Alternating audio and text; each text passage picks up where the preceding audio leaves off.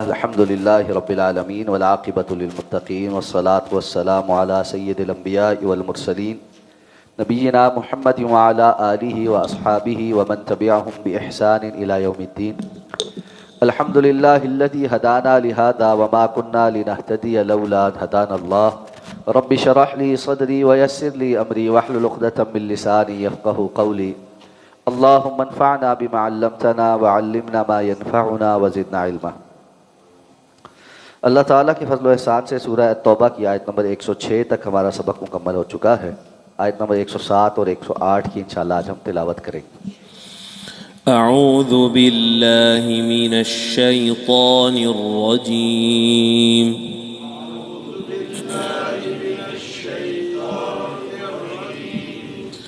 والذین اتخذوا مسجدا ضرارا وكفرا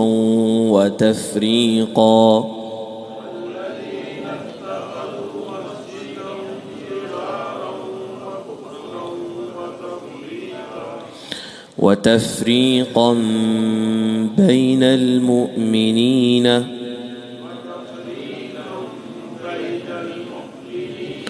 وإرصادا لمن حارب الله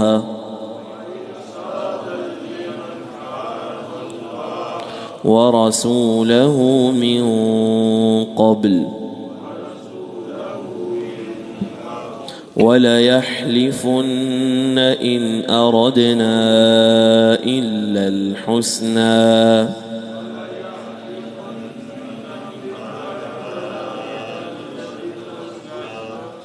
والله يشهد إنهم لكاذبون.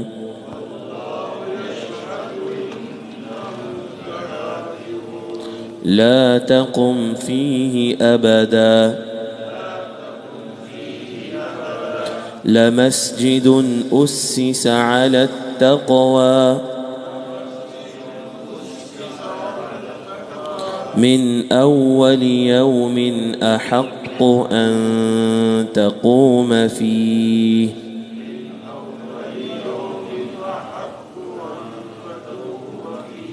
فيه رجال يحبون أن يتطهروا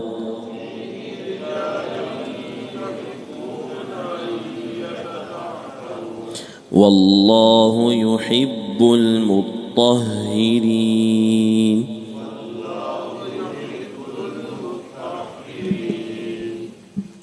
والذین اتخذوا مسجدا، اور وہ لوگ جنہوں نے ایک مسجد بنائی، ضرارا نقصان پہنچانے کے لیے، وکفرا اور کفر کرتے ہوئے، وتفریقا بین المؤمنین اور مومنوں کے درمیان تفرقہ ڈالنے کے لیے، وارصادا لمن حارب اللہ ورسولہ من قبل اور گھات کی جگہ ان لوگوں کے لیے جنہوں نے اللہ اور اس کے رسول کے ساتھ جنگ کی اس سے پہلے، وَلَيَحْلِفُنَّ اور یہ ضرور بضرور حلف اٹھائیں گے، ان اردنا الا الحسنى ہم نے تو نہیں ارادہ کیا سوائے اچھائی کا، واللہ یشہد اور اللہ گواہی دیتا ہے، انہم لکاذبون یقیناً یہ جھوٹے.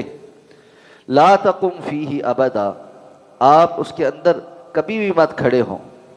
لمسجد اسس علی التقوی من اول یوم اور وہ مسجد جس کی بنیاد تقوی پر رکھی گئی ہے پہلے دن سے، احق ان تقوم فی زیادہ حقدار ہے کہ آپ اس میں کھڑے ہوں.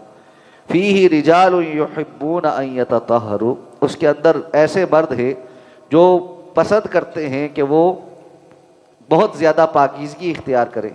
واللہ یحب المطہرین اور اللہ بہت پاکیزگی اختیار کرنے والوں سے محبت رکھتا ہے. یہ مسجد ضرار سے متعلق آیات ہیں. اس کا سیاق و سباق یہ ہے کہ منافقین کو اپنی سرگرمیوں کے لیے اور اپنے مشوروں کے لیے کوئی مناسب جگہ میسر نہیں آتی تھی، اور اپنی سرگرمیاں چھپا کر اسلام کے خلاف کارروائیاں ڈالنے کے لیے وہ سر جوڑتے رہتے تھے کہ وہ کیا کریں.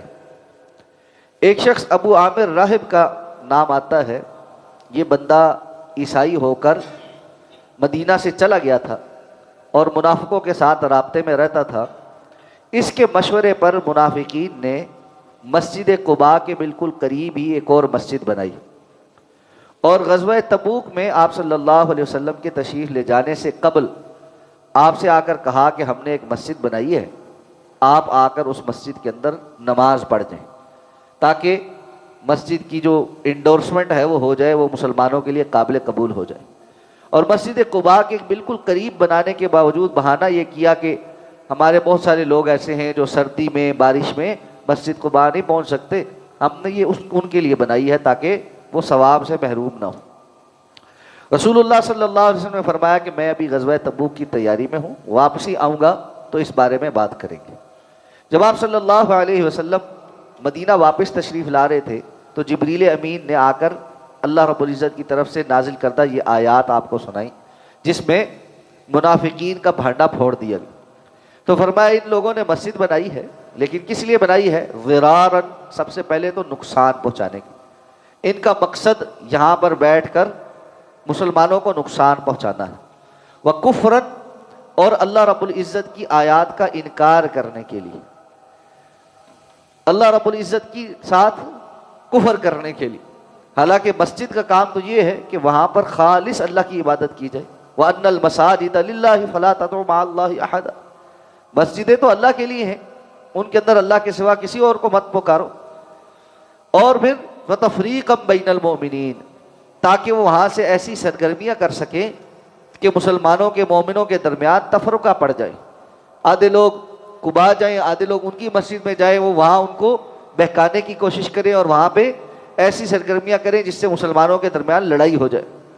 وَإِرْصَادًا لِمَنْ حَارَبَ اللَّهَ وَرَسُولَهُ مِنْ قَبْلِ، اور وہ لوگ جنہوں نے پہلے سے اللہ اور اللہ کے رسول کے ساتھ جنگ کر رکھی ہے، ان کے لیے گھات کی جگہ بن جائے، یعنی مشرکین کے لیے جو آ کر وہاں پر روپوش ہو جائیں اور مدینہ کی بستی کے اندر کسی کو پتہ بھی نہ چلے کہ یہاں پر کچھ لوگ آ کر بیٹھے ہیں اور مسلمانوں کے خلاف سازشیں کر رہے ہیں۔ تو فرمایا آپ کو جب اللہ نے یہ خبر دے دی ہے تو یہ قسمیں اٹھا اٹھا کر کہیں گے کہ ہم نے تو یہ کام صرف اچھائی کی نیت سے کیا ہے، جبکہ اللہ رب العزت اس بات کی گواہی دیتا ہے کہ یہ جھوٹے ہیں، ان کا مقصد وہی ہے جو اللہ نے بیان کیا ہے۔ تو رسول اللہ صلی اللہ علیہ وسلم نے اپنے مدینہ پہنچنے سے پہلے کچھ لوگوں کو بھیج کر اس مسجد کو جلوا دیا تھا، اس کا نام و نشان ختم کروا دیا تھا۔ اس آیت سے یہ بھی پتہ چلتا ہے کہ بسا اوقات کفار اور منافقین خالصتاً ایک نیک کام کو سامنے رکھ کر اس کے پس پردہ مسلمانوں کے خلاف سازشیں کر رہے ہوتے، اور اہل ایمان کو ان سے چوکنا رہنا چاہیے، ان کے ظاہر کے اوپر ہر بات پر یقین نہیں کر لینا چاہیے کہ مسجد بنانا تو بڑا ہی اچھا کام ہے، کون مسلمان کسی کے مسجد بنانے پر شک کرے گا، لیکن ان کا مسجد بنانا نقصان پہنچانے، کفر کرنے، تفرقہ پالنے اور اللہ اور اللہ کے دشمنوں کے لیے گھات کی جگہ بنانے کے لیے تھا۔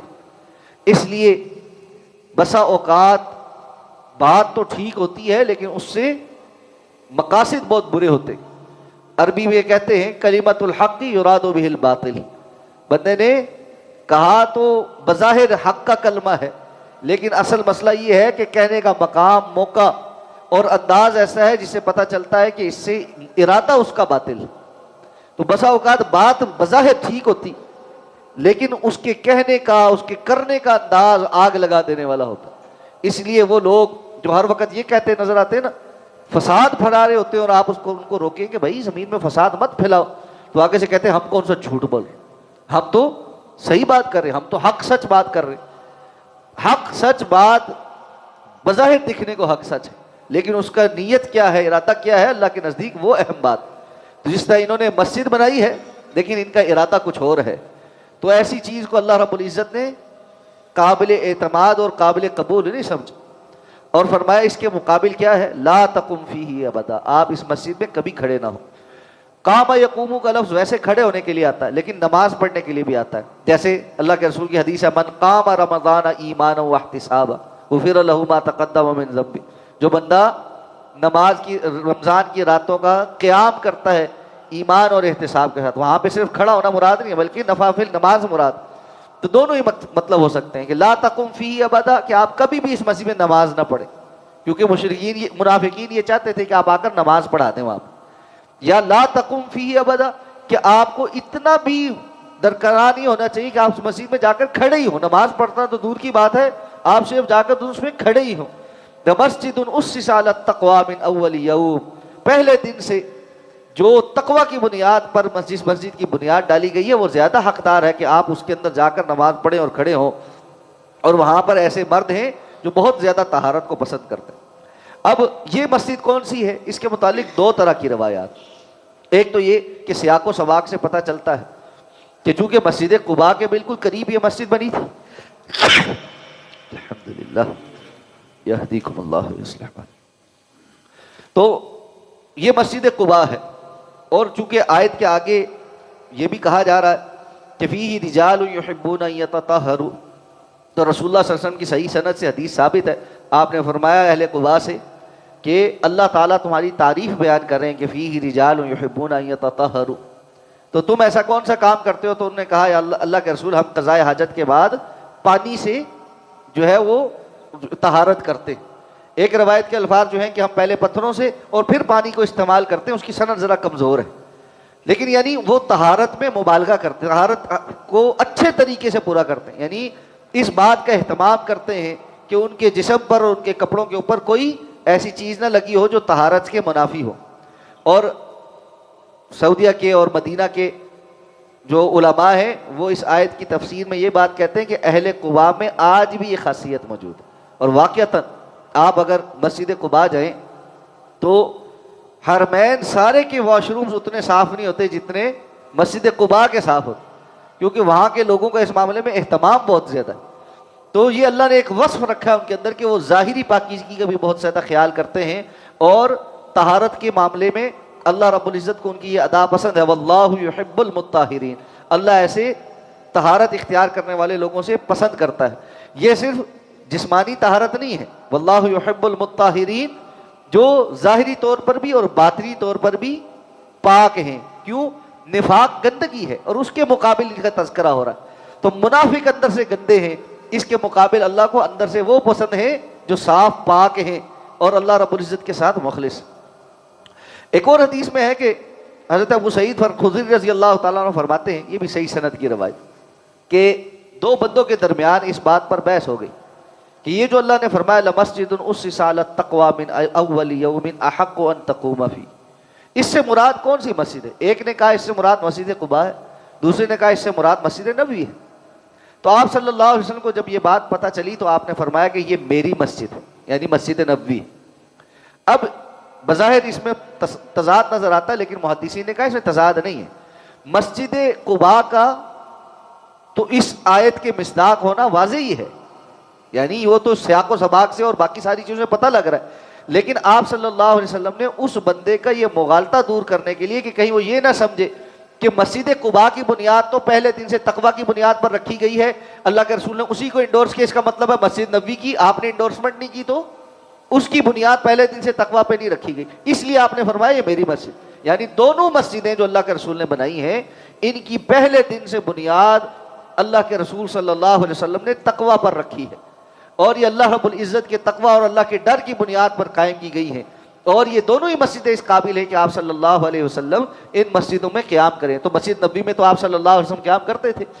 حدیث میں آتا ہے اللہ کے رسول صلی اللہ علیہ وسلم ہفتے کے دن بالخصوص پیدل مسجد نبوی سے مسجد قباء جاتے تھے, اور آپ نے فرمایا جو بندہ گھر سے اچھے طریقے سے وضو کر کے مسجد قباء جائے اور وہاں جا کر 2 نوافل ادا کرے اس کو اللہ تعالیٰ مکمل عمرے کا ثواب عطا فرماتے ہیں.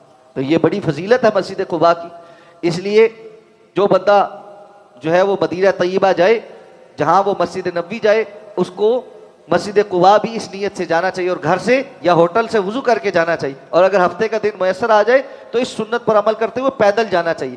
اب جو سعودی حکومت نے ابھی حال ہی میں مسجد نبوی سے مسجد قباء تک پیدل جانے کا ایک ٹریک بھی بنا دیا کہ آپ پیدل جو ہے وہ اس پہ چلتے ہوئے, اور وہ وہی رستہ ہے جس پر رسول اللہ صلی اللہ علیہ وسلم چل کر مسجد قباء جاتے تھے. یعنی زیادہ تر وہی رستہ فالو کیا. ظاہر بات ہے بیچ میں کچھ روڈیں یا عمارتیں ہیں, اس کے علاوہ باقی وہی پیٹرن ہے جس پر اللہ کے رسول صلی اللہ علیہ وسلم مسجد قباء تشریف لے جاتے تھے. اللہ تعالی ہمیں بار بار جانے کی توفیق عطا فرمائے اور ان مساجد کی زیارت نصیب فرمائے. سبحانک اللہم و بحمدک نشہد ان لا الہ الا انت نستغفرک و نتوب